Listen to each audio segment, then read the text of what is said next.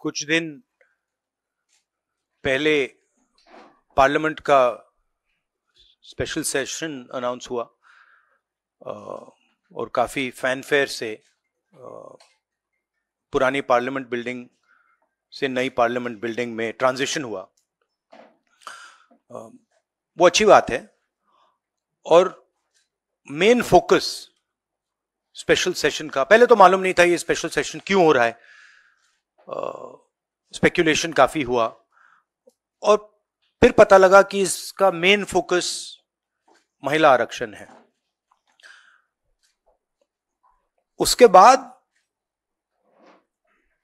महिला आरक्षण तो बड़ी अच्छी चीज है, उसके बाद ये दो क्लॉजेस, इसमें दो फुटनोट्स हमें मिले। एक की महिला आरक्षण करने से पहले, महिला आरक्षण देने से पहले हमें सेंसस करना पड़ेगा और दूसरा डिलिमिटेशन करना पड़ेगा, और इन दोनों चीजों को करने के लिए बहुत साल लगेंगे। सच्चाई यह है कि महिला आरक्षण को आज किया जा सकता है। 33% आज जो सीट्स हैं लोकसभा में, विधानसभा में, वो महिलाओं को दी जा सकती है। कोई कॉम्प्लिकेटेड मामला नहीं है, मगर सरकार वो नहीं करना चाहती है। सरकार ने ये देश के सामने रख दिया है, मगर रियलिटी ये है कि ये इंप्लीमेंट आज से 10 साल बाद होगा। ये भी नहीं मालूम कि होगा या नहीं होगा। तो एक प्रकार से ये डिस्ट्रैक्शन टैक्टिक है, डाइवर्जन टैक्टिक है। डाइवर्जन किस चीज से हो रहा है? डाइवर्जन ओबीसी सेंसस से हो रहा है। मैंने पार्लियामेंट में सिर्फ एक इंस्टीट्यूशन के बारे में बात की, वो जो हिंदुस्तान की सरकार का सेंटर है, कोर है, जो हिंदुस्तान की सरकार को चलाता है,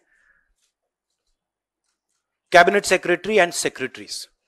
और उसमें मैंने एक छोटा सा सवाल पूछा। प्रधानमंत्री कहते हैं कि वो ओबीसी के लिए बहुत काम कर रहे हैं। अगर प्रधानमंत्री इतना काम कर रहे हैं तो 90 लोगों में से सिर्फ 3 लोग ओबीसी कम्युनिटी से क्यों हैं? पहला सवाल। दूसरा सवाल, मैंने यही एनालिसिस बजट को देख के की कि भैया पूरा हिंदुस्तान का बजट क्या है और ये जो ओबीसी ऑफिसर्स हैं ये इस बजट में से कितना कंट्रोल कर रहे हैं और क्या कंट्रोल कर रहे हैं। आदिवासी क्या कंट्रोल कर रहे हैं, दलित क्या कंट्रोल कर रहे हैं। ओबीसी हिंदुस्तान के 5% बजट को कंट्रोल कर रहा है, ओबीसी ऑफिसर्स। तो मुझे बात समझ नहीं आ रही है। प्रधानमंत्री हर रोज ओबीसी की बात करते हैं, ओबीसी प्राइड की बात करते हैं, मगर ओबीसी के लिए किया क्या? अब जब मैंने ये बात बोली, उनका रिस्पॉन्स बड़ा इंटरेस्टिंग है। वो कहते हैं कि लोकसभा में हमारा रिप्रेजेंटेशन है। लोकसभा में रिप्रेजेंटेशन का क्या लेना देना है? मैं कह रहा हूं कि बजट डिसीजन जो लेते हैं, जो बजट को ऑफिसर्स हैं, जो बजट को कंट्रोल करते हैं, 5% ओबीसी निर्णय ले रहे हैं। और मैंने सिर्फ यह सवाल पूछा, क्या हिंदुस्तान में ओबीसी की आबादी 5% है? यह मैं जानना चाहता हूं। अगर 5% है तो फिर वो ठीक है, उसको मैं एक्सेप्ट करने के लिए तैयार हूं। मगर अगर वो 5% से ज्यादा है तो मुझे यह पता लगाना है, और एक बार मैं मन बना लेता हूं, मैं छोड़ता नहीं हूं, मुझे यह पता लगाना है ये ओबीसी हिंदुस्तान में कितने हैं, और जितने हैं उतनी भागीदारी इनको मिलनी चाहिए। अब आप किसी लोकसभा में किसी भी एमपी से पूछ लीजिए, लोकसभा को टेंपल ऑफ डेमोक्रेसी कहा जाता है। आप किसी भी बीजेपी के एमपी से पूछ लीजिए कि वो कोई डिसीजन लेता है, कोई कानून बनाता है, कोई कानून बनाने में भाग लेता है, किसी से भी पूछ लीजिए। बिल्कुल नहीं। ना कांग्रेस का एमपी इस लोकसभा में, ना बीजेपी का एमपी, ना कोई और इंडिया का एमपी कोई डिसीजन लेता है। मतलब एमपीज को जैसे मंदिर में मूर्ति होती है वैसे मूर्तियां बना रखी हैं और ओबीसी की वहां पे मूर्तियां भर रखी हैं, मगर पावर बिल्कुल नहीं है, देश को चलाने में कोई भागीदारी नहीं है। यह सवाल मैंने उठाया है कि क्या, और हर ओबीसी युवा को यह समझना है कि क्या आपको इस देश को चलाने में भागीदारी मिलनी चाहिए, हां या ना? अगर मिलनी चाहिए तो क्या आपकी आबादी 5% है, हां या ना? यह सवाल है। और डिस्ट्रैक्शन इस बात से हो रहा है, बीजेपी को ये जो 2 पॉइंट्स हैं, महिला आरक्षण वाले, डिलिमिटेशन और सेंसस, इनको हटा देना चाहिए और एकदम महिलाओं को जो इज्जत मिलनी चाहिए, जो रिस्पेक्ट मिलनी चाहिए, जो भागीदारी होनी चाहिए, उनको एकदम वो कर दें। और कास्ट सेंसस का जो हमने डेटा निकाला था उसको पब्लिक कर दें, तो सारे हिंदुस्तान के ओबीसी युवाओं को पता लग जाए वो हैं कितने, और नया सेंसस कास्ट बेसिस पे करें। Thank you. और प्रधानमंत्री को अपने अगले भाषण में यह कहना है, यह समझाना है देश को कि हिंदुस्तान के सबसे जरूरी 90 अफसर जो हैं उनमें से सिर्फ 3 ओबीसी क्यों हैं? यह मेन सवाल है। और मैंने दलितों और आदिवासियों की बात ही नहीं की अभी। अंग्रेजी में कह देता हूं। The BJP came up with the idea of a special session. We appreciated that idea. With a lot of fanfare and pomp, we moved from the old building to the new building. The Prime Minister, in a very dramatic gesture, carried the Constitution of India from the old building to the new building.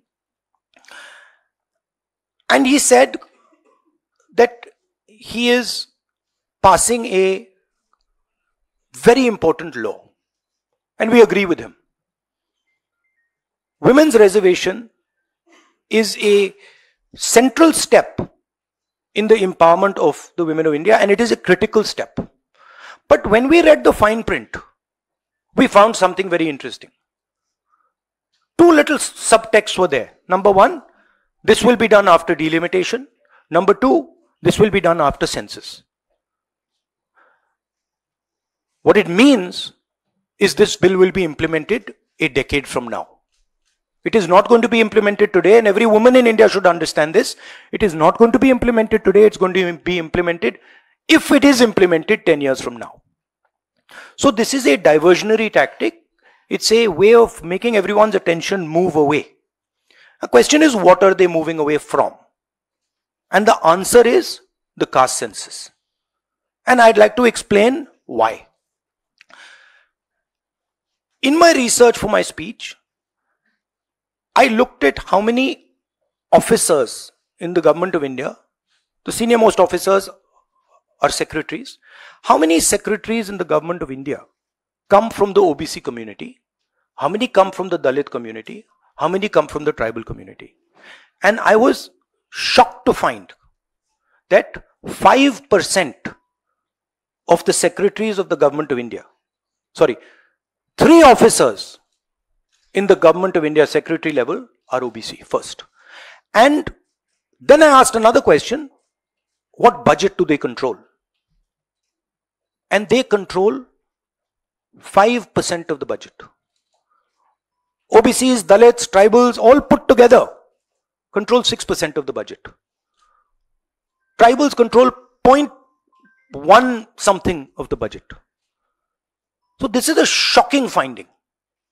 And I said this in Parliament. My point being that are the OBCs 5% of India? Is that the amount of participation we want of the OBC community? So the central question is, how many OBCs are there in India? How many different communities are there in India? If we want to distribute power to the people of India, we have to know this number. Otherwise, we are working without data. And so I placed this on the floor of the house and I said, look, please tell us how many OBCs. We have the data. I know, because the government of India has already done the census and all this data is available. Why is the Prime Minister not releasing this data? And second, what is this delay in this census? The caste census should be done now and the last caste census data should be released at once. Now, what was the BJP's answer? Very interesting answer. That it doesn't matter how many OBCs are in the government of India. What matters is that we have MPs and MLAs who are OBC. No, that's not the point. Because you can ask any MP or any MLA how much they participate in lawmaking, how much they participate in how the money in India is spent, they will tell you there's no participation. So it is almost as if they keep placing these OBC MPs into the Vidhan Sabha from one side and taking away the real power of the OBCs from the other side. And as the Prime Minister keeps saying he's an OBC leader, I want him to explain why only 3 OBCs are there in the government of India and why the OBC community, which is the backbone of this country, is responsible for only 5% of the budget. They have not been able to answer this question. In fact, when I said it, I saw in their face the panic. Because this is the truth. This is what they're trying to distract India from. The fact that the large mass of Indian people do not have any power.